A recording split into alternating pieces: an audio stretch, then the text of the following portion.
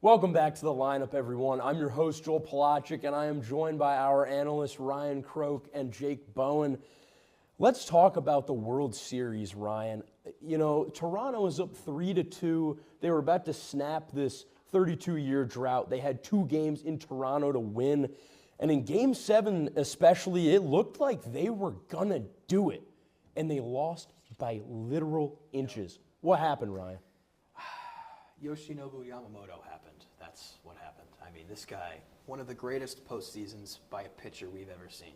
And that's not an understatement. Well-deserved World Series MVP. And I'm so happy that he won it. His performance, just all postseason, those back-to-back complete games, one at the beginning of the World Series in Toronto, and then comes in Game 6, doesn't go a complete game, but again, just you can't have any complaints with the way he played in Game 6. I ended up winning that game too.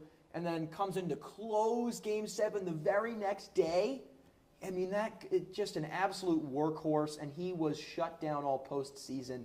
That's what happened with Toronto. The Blue Jays did so much right in this series. They just lost the little things, the tiny things that changed the course of a series did not go their way. That 18-inning Game 3, Dodgers win that one.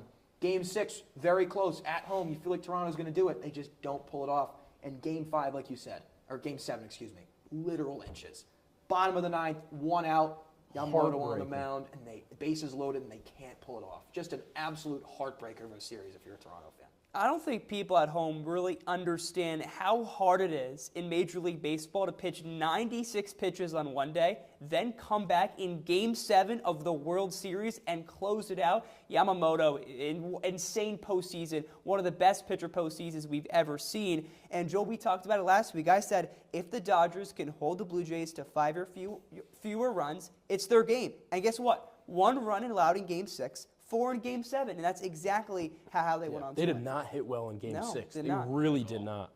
And it was really interesting too with the Bo Bichette, the 3-run home run, early momentum in the 3rd inning for the Blue Jays, and I thought they had it. They had all the momentum on their side, and wow, truly one of the greatest World Series we've ever seen.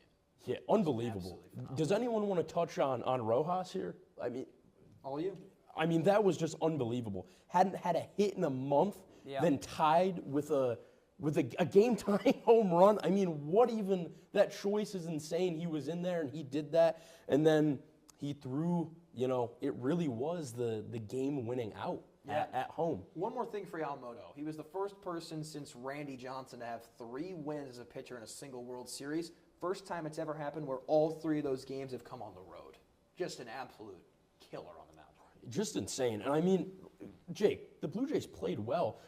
None of us expected them to make it this far. You have Ernie Clement. He had the most hits in a single postseason ever. And I feel like they had all this history on their side. And again, just a heartbreaker. Listen, you brought up the Rojas throw to home. Isaiah Kiner-Falefa is coming home, and he slides, run through the base, and you win the World Series. When you slide, you're slowing down, and Will Smith was on the plate. He was on the right corner, and his foot was on the edge. It wasn't like he was blocking the plate at all. If he runs through, that game is over.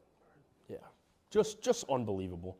Well, let's move on to the NBA. I know both of you are very excited for this segment very early on in the season, but Jake, you're an NBA guy. What's the biggest surprise thus far? I'm a huge NBA guy. And listen, the Chicago Bulls, who finished 39-43 last year, are 6-1, the best team in the Eastern Conference. They just took down the 76ers last night, coming back, scoring 57-36 in the second half. And it's because they have a lot of guys and they have a lot of versatility. 6 different players are averaging over 11.5 points, and they're 4th in the league in assists. Speaking of one of those 6 guys, Josh Giddey is averaging nearly a triple-double. Yeah. 23 points, 10 rebounds, and 9 assists a game from Josh Giddey. And Nikola Vucevic is playing the best basketball he's played in years. And to mention one more thing about their resume, they haven't beaten nobodies. Like you said, they just beat Philly. I think Philly's the best team in the Eastern Conference. I think I love what they can do this year. They've beaten 5 would-be playoff teams so far this season. The Sixers, the Knicks, the Magic, the Hawks, and the Pistons.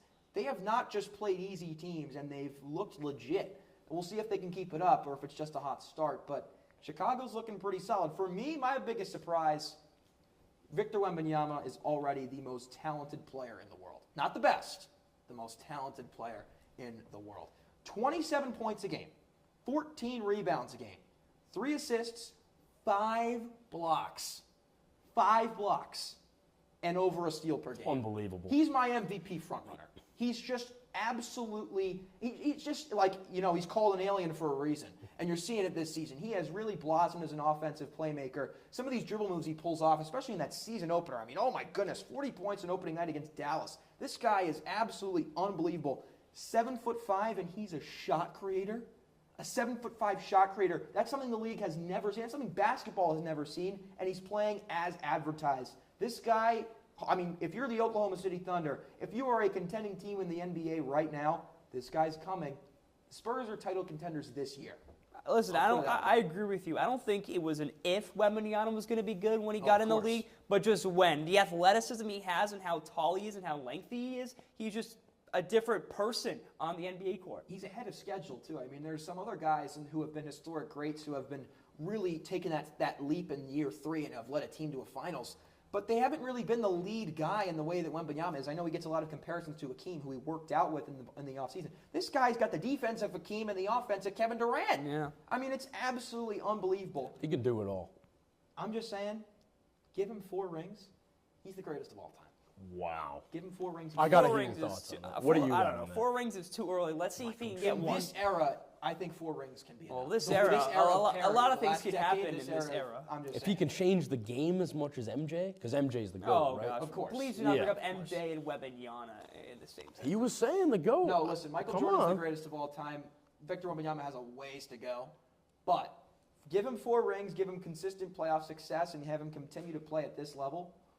Who knows? I don't hate that. He's absolutely unbelievable. I have been on Victor Wembanyama's fan since he came in the league. I said this guy can be the greatest of all time, and he is playing like it right now. Well, you mentioned the Thunder, and they got to watch out. They're 8-0 right now. But I'm not going to talk about Wemby. I want to talk about the team that the Thunder are playing tonight, the Portland Trail Blazers. A lot of controversy with that team. Chauncey Billups was arrested earlier in the season, and they are 4-2 since then. And they have 4 players, Ryan, that are averaging 16 points or more. And Drew Holiday's at the bottom of that list.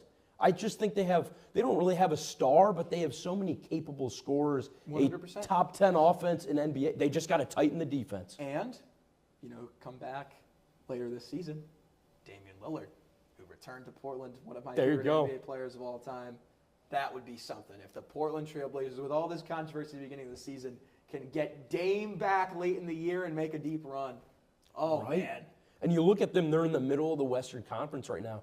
I think they're a legitimate contender. And you look at the game after Billups was fired, they beat the Warriors by 20 points. And the Warriors, they're not the best team. Well, it helps when your lineup isn't put by a guy who's betting against the team, apparently. At least that's what Billups is accused of doing, putting out lineups that are so bad that he's getting accused of throwing away the games. So, when you have a coach in Thiago Splitter and an interim guy who's trying to win, I think you have a stat on that paper that says he's doing pretty good.